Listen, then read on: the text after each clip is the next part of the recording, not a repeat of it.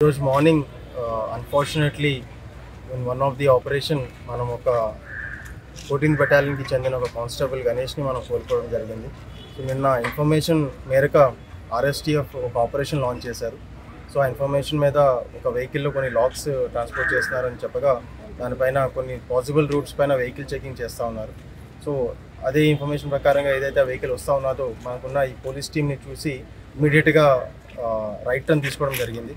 But unfortunately అక్కడ మన constable ఉండడం, ఆయన చూసుకోకపోవడం వల్ల ఆయన్ని హిట్ చేయడం, సో అక్కడికక్కడ ఆయన ఫర్దర్గా ఇంజరీస్కి సకంబ్ అయినారు. హాస్పిటల్కి తీసుకొచ్చేటప్పుడు ఈ succumb to those particular injuries.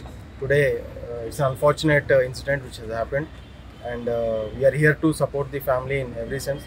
And దీనిపైన మన ఆనరబుల్ చీఫ్ మినిస్టర్ కూడా, ఆనరబుల్ సీఎం గారు కూడా దీనిపైన స్పందించారు. ఇమీడియట్గా 30 lakhs ఎక్స్గ్రేషియా కూడా గ్రాంట్ చేయడం జరిగింది. అండ్ ఫర్దర్గా ఆయనకి రావాల్సిన other benefits whatever are there from the department and all that also కూడా దాన్ని స్పీడ్గా క్లియర్ చేసేటట్టు కూడా ప్లాన్ చేస్తూ ఉన్నాం. And we are here for the family in every sense and will be supporting them in whatever possible means. And entire department, entire government కూడా దీనిపైన పాజిటివ్గా స్పందించి వాళ్ళకి అన్ని విధాలుగా కూడా సహకరించేటట్టు చూస్తూ ఉన్నాం. Thank you sir. భవిష్యత్తులో ఇలాంటి సంఘటన జరగకుండా ఎలాంటి చర్యలు? సో దీంట్లో ఏదైతే ఈ ఆపరేషన్ కండక్ట్ చేశామో దీంట్లో ఏవైతే మనకి చిన్న మిస్టేక్స్ ఏవైతే మనం చేయడం జరిగిందో ఇవన్నిటిని కూడా ఒక ఏదైతే SOP మనం పాటిస్తూ ఉంటామో దాన్ని ఫర్దర్గా రిఫైన్ చేసుకొని ఇలాంటి మళ్ళీ ఫర్దర్గా జరగకుండా ఒక వెల్ ఎస్టాబ్లిష్ ప్రొసీజర్స్ని ఇంకొంచెం టైట్గా చేసి ప్రాక్టీస్ చేసి దాన్ని ఫీల్డ్లో అమలుపరిచేలాగా ప్లాన్ చేస్తాం. ఈ సంఘటనలో ఎవరైనా అదుపులో తీసుకున్నారు సార్ ఇప్పటికి ఏమన్నా? దీంట్లో ఒక 2 personsని అదుపులోకి తీసుకున్నాం. ఒక 7 లాక్స్ అండ్ ఒక Swift Dzire vehicle seized. And remaining persons ఎవరైతే పరారీలో వాళ్ళని కూడా సెపరేట్గా టీమ్స్ ఇమీడియట్గా ఫామ్ చేయడం జరిగింది. వాళ్ళని కూడా అతి త్వరలో ఇమీడియట్గా ఛేదించి వాళ్ళని కూడా తగిన శిక్ష పడేలా చూస్తాం. ఏ స్టేట్ ముద్దాయిలు? వీరందరూ కూడా తమిళనాడుకు చెందిన వాళ్ళు.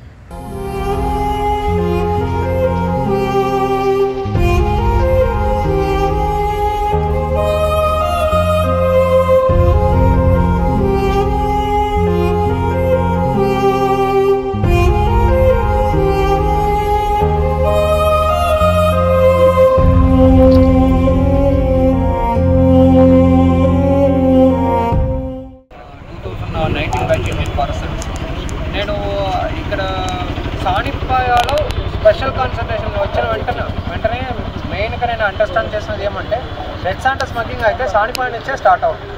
ఇన్లెట్, అవుట్లెట్, ఎక్కడైనా విలేజ్ నుంచి లోపల రావడం పోవడం అన్నిటికీ సానిపాయ టోటల్ అన్నమయ్య జిల్లాకు రెడ్ శాంటా ఎక్కడ స్మగ్లింగ్ జరుగుతాయి కూడా ఎంట్రీ పాయింట్స్ అయితే మ్యాక్సిమం అయితే సానిపాయలో ఉన్నాయి. మిగతా రేంజెస్లో ఎంటర్ అయితే కూడా అందుకనే టాస్క్ ఫోర్స్ వాళ్ళు, తిరుపతి టాస్క్ ఫోర్స్ వాళ్ళు అయితే చాలే, కడప టాస్క్ ఫోర్స్ వాళ్ళు, ఇక్కడ కూడూరు టాస్క్ ఫోర్స్ వాళ్ళు అందరూ కాన్సన్ట్రేషన్ ఏమో సానిపాయ. అందుకనే సానిపాయలో కోఆర్డినేషన్, కోఆపరేషను ఎక్కువనే జరుగుతుంది. Even first time task force వాళ్ళు కూడా రెసిడెంట్స్ కూడా మన రేంజ్ ఆఫీస్ లోపల క్వార్టర్స్ లోపలే ఉన్నాయి. But task force coordination and forest department coordination is always high, it will always become high. ఈ ఇష్యూ తర్వాత ఇంకా రిటాలియేషన్ ఎక్కువే ఉంటాయి ఫ్రమ్ భారత్ తరపు నుంచి కానీ పోలీస్ డిపార్ట్మెంట్ తరపు కానీ ఇంకా ఎక్కువే జరుగుతాయి. ఇప్పటి నుంచి మనము చాలా మీకు మీడియా సైడ్ నుంచి కానీ మీరు ఈ ఇష్యూ ఈరోజే మర్చిపోకుండా మనము ఉండలాగా మనము రోజు దానికోసం పోరాడతాము. ఈ స్మగ్లింగ్ కోసము కోఆపరేషన్ ఎక్కువ ఉండాలి. కాబట్టి ఎవరికి ఏమి అన్యాయం జరిగితే కూడా ఫారెస్ట్ డిపార్ట్మెంట్ వాళ్ళు సపోర్ట్ చేశాను అని ఒక ఉద్దేశంలో ఇక్కడ వచ్చి ఇక్కడ కంట్రోల్ చెప్తున్నాము అందరూ. అది సార్ ఇటీవల జరిగిన దాంట్లో రొటీన్గా ఫారెస్ట్ డిపార్ట్మెంట్ నుంచి నిందితుల్ని పట్టుకుంటున్నారు కానీ కేవలము రెడ్ శాండల్ మాత్రం స్వాధీనం చేసుకుంటారు. నిందితులు అయితే ఎవరిని కూడా అరెస్ట్ చూపించడం లేదు సార్. రీసెంట్గా ఒక 2-3 months నుంచి మనం అబ్జర్వ్ చేస్తే మన మీ సానిపాయ కావచ్చు, మన పిలియర్ డివిజన్, అన్నమయ్య డివిజన్లో మోస్ట్లీ కావచ్చు, ఎంతవరకు మీరు నేను రికార్డు ఉంటే మనం సబ్మిట్ చేస్తాము. నా దగ్గర ఏమేమి డేటాస్ ఉన్నాయో అది కూడా మీకు సబ్మిట్ చేస్తాను ఓపెన్గా. అండ్ మీరు చెప్పిన ప్రకారం ఏం లేవు. ముద్దాయిలు అయితే చాలామంది పట్టుకుంటాము. తర్వాత దానిపైన ఎవరు ఉన్నారో అది కూడా ఇన్వెస్టిగేషన్ డీటెయిల్లో సప్లిమెంటరీ ఛార్జ్షీట్లో వేసుకునే ఉంటాము. 1725 కేసెస్కు రికార్డ్ టైంలో ఛార్జ్షీట్ ఫైల్ చేయడము టోటల్ స్టేట్లోని ఎక్కడైనా జరగలేదు. అన్నమయ్య జిల్లాలో ఒక్కట్లే జరిగింది. 1700 కేసెస్ పైగా రికార్డ్ టైంలో ఈ జిల్లాలో జరిగింది. మీరు చూడండి లాస్ట్ 20 yearsగా ఛార్జ్ షీట్ పెండెన్సీ ఏమేమి ఉన్నాయో అన్నిటికీ వితిన్ 6 months 7 months లోపల ఛార్జ్ షీట్ ఫైల్ చేయడం జరిగింది. అందరూ జైలుకి పంపడం జరిగింది. ఇది అన్ని దిస్ ఇస్ రికార్డ్ టైంలో జరిగింది because of the departments stringent action towards red centres. అది మీరు ప్రాపర్ రిపోర్ట్ పీపీటీ కూడా మీకు సబ్మిట్ చేశాను.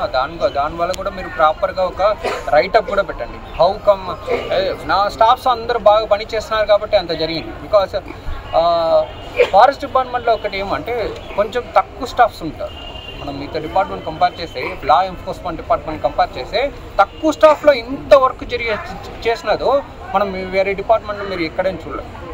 నేను ఫర్ ఛాలెంజ్గా నేను చెప్తాను, మోర్ దెన్ 1700 కేసెస్కు ఛార్జ్ షీట్ ఫైల్ చేయడం అదే నిద్రపోకుండా లాస్ట్ అక్టోబర్లో స్టార్ట్ చేసిన విషయం ఏదో ఆల్మోస్ట్ ఈ అక్టోబర్లో 0కి వచ్చింది.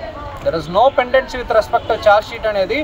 ఇంటర్స్టేట్ ఇంటర్నేషనల్ స్మగ్లింగ్ కంట్రోల్ చేయడము ఒక చిన్న ప్లేస్లో కూర్చొని మనం అన్నీ చేసినామంటే ఇక్కడ ఉన్న బీట్ ఆఫీసర్ కానీ రేంజర్ కానీ అందరూ సపోర్ట్ లేనే జరిగింది. అంత త్వరగా అంత ఫాస్ట్గా గట్టిగా ఉన్నారు కాబట్టి ఇట్లా జరిగిపోయింది. నిజంగా ఇది ప్రాపర్గా దాని గురించి మీరు అప్రిషియేషన్కు మీరు ఒక పెద్ద రైటప్ చేయాలి. ఓకే చెప్పాలి. నేను దానికి డీటెయిల్స్ నేను ఏమేమి ఇప్పుడు ఈరోజు మాట్లాడినో అన్నిటికీ రేంజర్ తరపున వచ్చి నేను పీపీటీస్ డేటాస్ని మీకు సబ్మిట్ చేస్తాను. మీకు కావాల్సిందే మీ సైడ్ నుంచి ఎలక్షన్ ముందుగానే అవార్డుకి ఏదైనా పంపించండి. నా తరపున వచ్చి రేంజర్స్కు మా పాయింట్ ఆఫ్ వ్యూ కూడా అంటే ఫస్ట్ అండ్ ఫార్మోస్ట్ ఫారెస్ట్ డిపార్ట్మెంటే ఉంటారు. ఎక్కడైనా వెహికల్స్ చెకింగ్ కానీ వెహికల్స్ ఆఫ్ చేయడం కానీ తనిఖీలు చేయడం కానీ ఫారెస్ట్ డిపార్ట్మెంటే ఉంటారు. కానీ తగినంత మంది సిబ్బంది ఎనఫ్ రిసోర్సెస్ లేకపోవడం వల్ల వాళ్ళు కొంచెం మొరల్స్ కూడా డౌన్ అవుతున్నాయి. ఈ మధ్య వేకెన్సీస్ ఎక్కువ అయిపోతున్నాయి. రిక్రూట్మెంట్ తగ్గిపోయింది డిపార్ట్మెంట్లో. కావాల్సినంత మేరకు రిక్రూట్మెంట్ జరిగితే ఇంకొంచెం ధైర్యంగా పనిచేయగలుగుతారు అనేది ఒక వాదన వినపడతారు. గవర్నమెంట్ తరపు నుంచి ఇప్పుడు గవర్నమెంట్ తరపు నుంచి దాని గురించి క్వశ్చన్ అడుగుతున్నారు అనేది నాకు ఇంత సీరియస్నెస్ తీసుకొని మనము ఇంత చేసినాం. కానీ గవర్నమెంట్ తరపు నుంచి సపోర్ట్ కూడా చాలా ఎక్కువనే ఉన్నాయండి. ఏమంటే మీరు రెడ్ సెంటర్ డివిజన్స్లో మీరు చూస్తే వేకెన్సీస్ మిగతా డివిజన్స్ కంపేర్ చేస్తే మంచిగానే ఉంటాయి. బికాస్ కంపారిటివ్లీ మనం టోటల్ రిసోర్స్ అలొకేషన్లో రెడ్ సెంటర్ డివిజన్స్లో ఎక్కువే సపోర్ట్ ఉన్నాయి గవర్నమెంట్ తరపు నుంచి. నా సైడ్ నుంచి కూడా ఇక్కడ ఏమేమి వ్యాకెన్సీ ఉన్నాయో కూడా అది కూడా త్వరగా ఫిల్ చేయమని లాస్ట్ టైం పీసీఎఫ్ఆర్ కానీ ఇప్పుడు ఉన్న పీసీఎఫ్ఆర్ కానీ కంటిన్యూస్గా గవర్నమెంట్ తరపు నుంచి సపోర్ట్ ఉంటూనే ఉంటుంది.